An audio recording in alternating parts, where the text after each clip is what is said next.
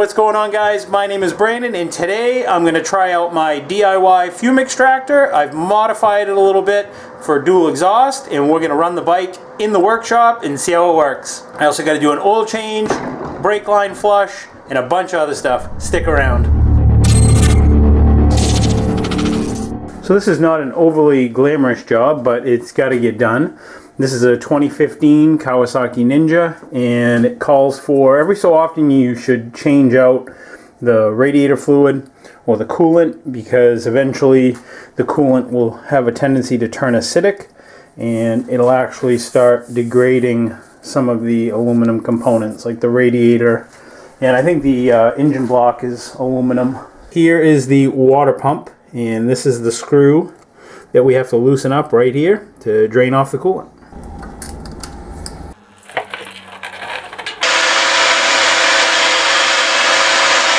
Now I've got a bunch of distilled water, so I'm just going to put this drain plug back in for right now.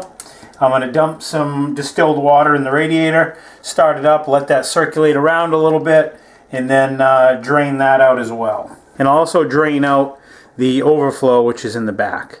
It's hard to see, but you can see this cap right here, and that white that's down in there, that's the actual overflow bottle for the radiator. So this is the tool we're going to use to suck out the fluid out of that overflow tank. It's called a Mighty Vac. It has a little reservoir here. It's got a gauge. This thing's been around forever. I've had it for a long time. And you can create a vacuum using the tool, and then it just sucks up into this little container. So it should be an easy way to do this without making a huge mess. Just stick the end of my hose down inside the reservoir and just suck up this fluid, and you'll see it start to fill this canister. We may have to do it a few times.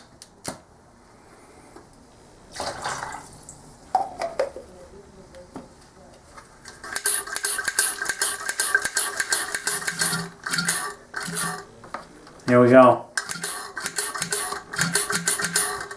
And I'll probably dump some distilled water in that too, help flush it out a little bit.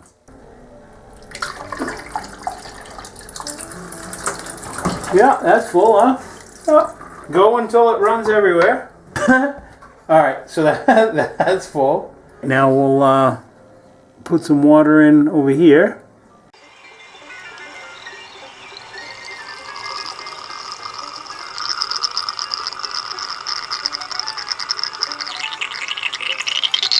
Alright, so I'm going to run this through it. I'll start up the bike, let it run for a little bit, and then we'll just drain this off, top it off with new coolant, and call it a day. There. We're up to temperature. We're at 171 degrees. So now I'm just going to shut the bike down, let it cool off, and then we'll drain out all that fluid.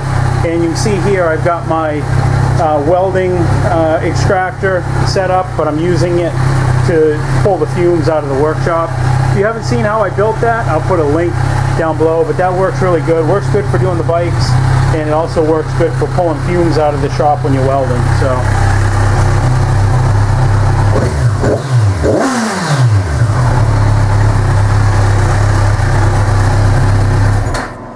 alright, let's drain the oil out while we're waiting for this thing to cool down. Wow, holy.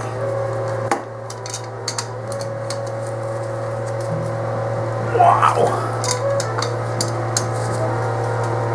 Yeah, that thing's on there.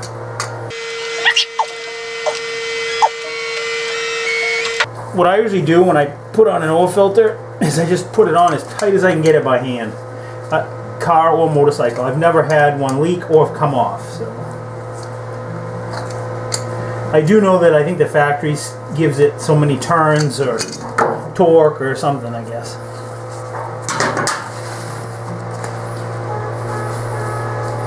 Alright, there she goes. Oh, the weld doesn't look that bad, really. Pretty clean looking.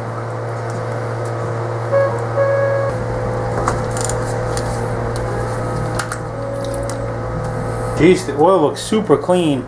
I've only got 2,000 miles on this oil, but I'm just changing it just because when I bought the bike had 7,000 miles on it, and I called the dealer to find out what they had put in it for motor oil.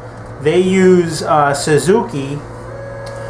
They use Suzuki, just conventional, regular conventional oil.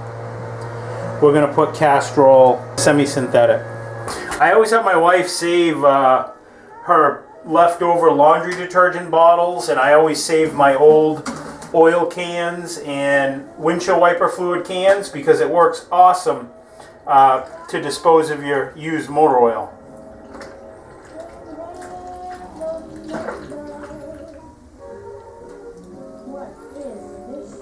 You can see how oil's pretty clean. Doesn't look very black at all, so that's promising. That's just about right to the neck right there. Time to put it back together, and I'm just doing all factory everything. Factory filter, the crush washer for the drain, all of it. The one thing these motorcycles are famous for sometimes is when you put on these oil filters, you have to burp them because it doesn't get oil pressure. That scares me, so I am going to pre-fill the filter a little bit. That's something I've just always done over the years, not just for this bike, but it's just something that my dad always taught me to do. It's something he always did, so it's something that I've just kind of always carried along with me. And if you have one of these 2015 Kawasaki Ninja 1000s, that's the part number to the oil filter. Here's the part number for the crush washer on the oil drain plug. That's for this. Here's the part number for the washer for the coolant drain. This one's a harder one to find on the parts diagrams online. This one's like, I can't remember, but it's under another heading. It's not under what you would think, like water pump or something. But so yeah, these are those washers there. I buy them by the bulk. Just, it's easier that way, because shipping kills you just to buy them one at a time. Swab it around, get a little bit of oil on the O-ring seal, and screw her on.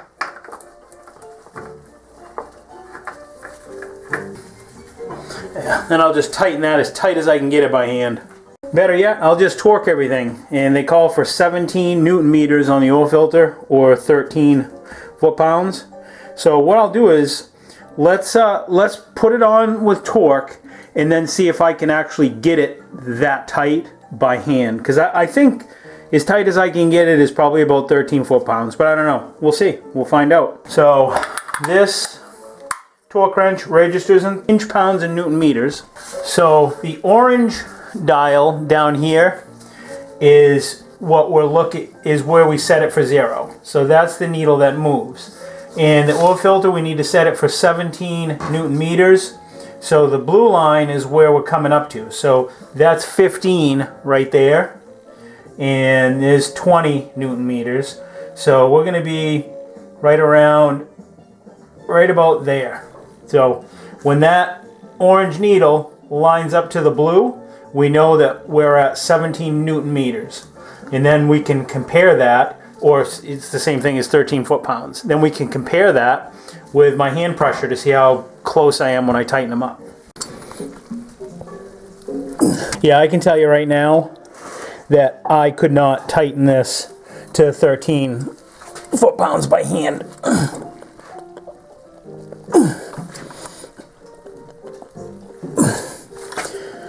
Matter of fact, it's actually slipping on the filter, so I don't know if I'm going to be able to even get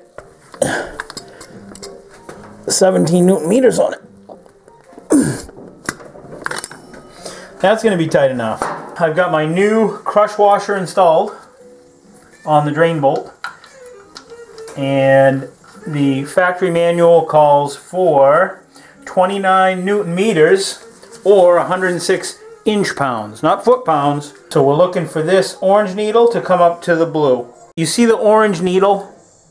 Well, the orange needle will come up into the blue. I've got the blue set just short of 29 Newton meters. That's where we need to be, 29 Newton meters or 106 inch-pounds. So when that orange needle comes up and bumps the blue, it gives you a visual indicator that you're there. You can actually see the blue dial move. So watch me come up on it. Coming up, coming up. Boom. See it move that blue needle?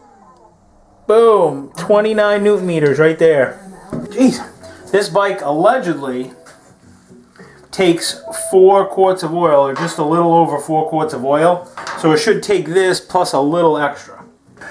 Look into your side glass and you can see how it's got a low level and an upper level. You want it in the upper level, but that's probably going to go down when we start it and once it starts circulating through. I'm not going to start it now so I can check the oil and then have to go back and mess with warm coolant, because now we're going to flush it out for the last time, the coolant, and do that right now. Then once we drain all this out, we'll put new coolant in. Hey, you can see how much lighter that is now?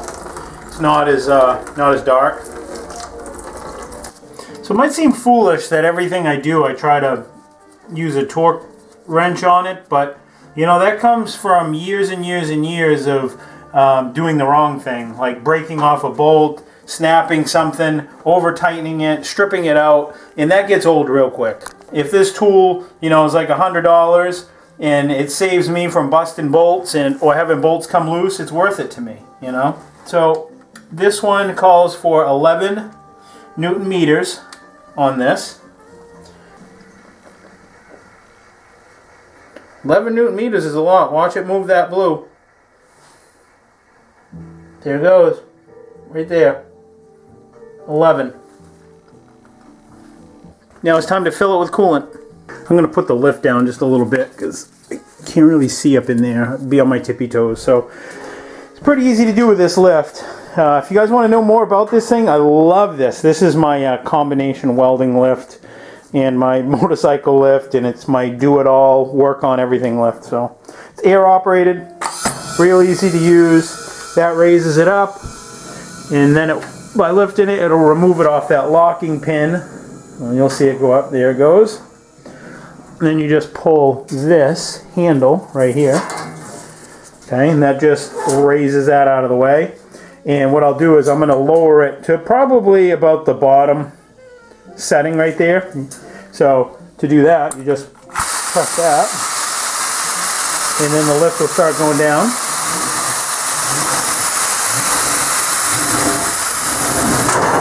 And there it is. It sets right into that. And now I can come over here, and it's at a much more convenient height for me, a height that I can reach it at.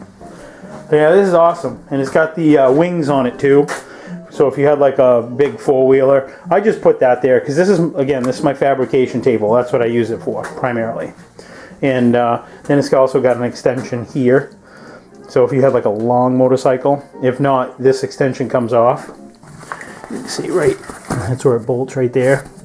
Then this piece can bolt up like right in that area there. So, but I like it because it moves it ahead and gives me a nice little more workspace back here. So if you want to see about this table and stuff, I'll show you. For the new viewers, you guys don't know that I haven't had this all the time. I had a wooden bench, but I'll put a link up above to this workbench. This is the stuff I'm using. It's made by Kawasaki. It's probably nothing special, but you know, it's probably just basic general old antifreeze that you'd use in anything else, but I don't know. I bought this. Why not?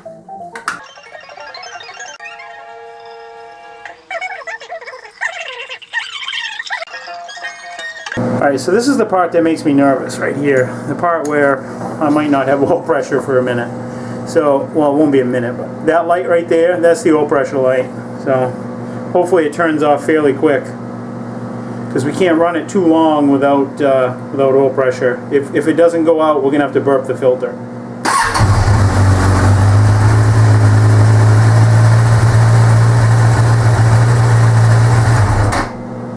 Ah! Let me try it again.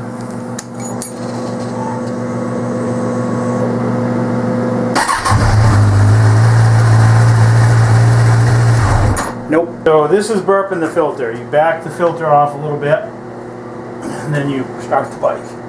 And then fluid's going to dump out everywhere.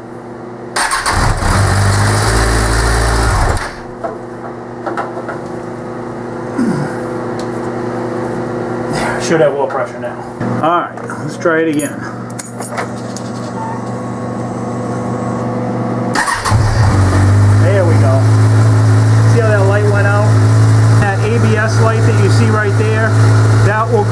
as soon as the motorcycle starts moving.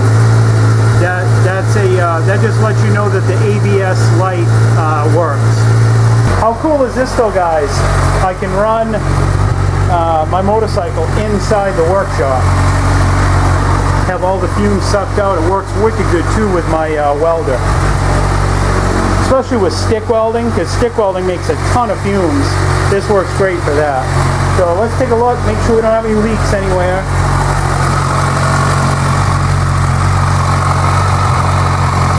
Nice and dry there. Dry. Now the last little bit we got to do for this project is I'm going to flush all the brake fluid out and put in new. Take your little Mighty Vac thing, suck out the reservoir, much as you can get out of there. And this bike calls for .4 fluid, so that's what I'm going to put in it. I don't know if you noticed, the other stuff was like yellow, so it was definitely old. That's a super tiny reservoir to be sucking down, so all I gotta do is keep an eye on this. Then I'm just gonna use the Mighty Vac on the brake bleeder in the back. You don't have to do anything fancy. It's ABS brakes, but it doesn't matter. It's all the same. It's just like any other motorcycle. So we'll just loosen up our brake bleeder screw. Just put the line on the end of our brakes. Suck it out. And this right here is why you change out your brake fluid. Look how nasty that is. That's supposed to be clear. You just got to keep up on top of it and keep adding fluid to the reservoir. You let the reservoir go dry, and then you're out of luck. Not good. Then you got to start all over again. But I just keep going with this until the fluid is clear, and once the fluid's clear, you're good to go. And brake fluid attracts water, you know what I mean, moisture from the air. So you gotta drain it out, get it out of there. And we'll see if we can start getting some clear fluid. But look at that. Look how nasty that is. That's gross. We got a fresh, clean jug. Let's see how it looks now. And if it comes out clear, which I think it probably will, yeah, that's clear. Yeah, that's it. See how clean that fluid is now? So we're all set. Now we just gotta do the fronts. Now I'm just gonna rinse off all the fluid. This is just regular water. I just don't want that brake fluid, because brake fluid's corrosive. I just don't want it all around here. So this is where things could go really bad, because brake fluid is very corrosive. So you can see I've made like a little tray all around this to catch any leaking fluid. You definitely don't want to get this on your paint unless you don't like the color of your bike and you want to repaint it. Look at all that moisture down in there. Oh yeah, look how nasty that is. It's yellow. To control this, this is why I only put 2 little pinholes in this. You see, one to pour it, doesn't matter, and one to vent it. So it comes out very slow and very controlled. It doesn't really make a lot of sense to me to just start sucking all this fluid through the bike. Might as well just get it out of there. We're not gonna use it anyways. It's less I gotta run through it.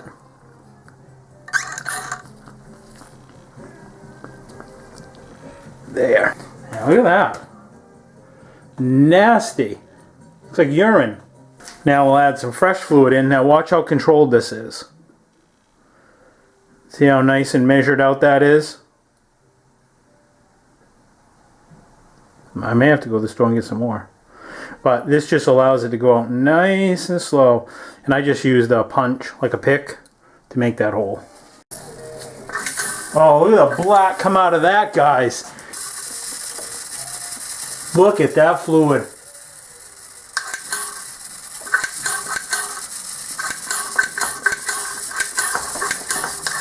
That looks like it's starting to go clear. We'll check it. Look at that. Again, that's supposed to be clear.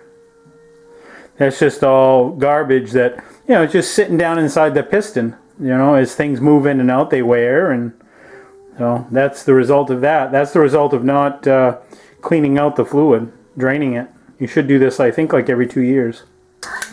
All right, if this side starts pulling clear, then we'll move on to the other. Oh yeah. Yep, that looks good. Got another little bonus today. My seat came in. So I'd ordered this seat from Kawasaki. It's an aftermarket seat made by Kawasaki. It's an OEM seat, but it's gel. So hopefully that'll make the ride a little bit smoother, because the stock seat is brutal on this bike. This one I think will be a lot more comfortable, and I like that it's kind of got a carbon fiber look to it. So now I've got this fully serviced, ready to rip come this spring. So now I can get it all back together, get the fairings on it, and stop working on the bikes this winter, because I know you guys like welding videos, but like I said in a couple videos ago, I got to get these things done because they don't get done on their own. I want to thank you guys for watching. Thank you guys for tuning in. If this is something that you like, please don't forget to rate, comment, and subscribe. New videos every Friday. If you want to find out what I'm working on before it even makes it up to YouTube, you guys can catch me on Facebook and on Instagram. I'll have links down below. Until next Friday, guys, I will see you then. Take care, stay safe, see ya.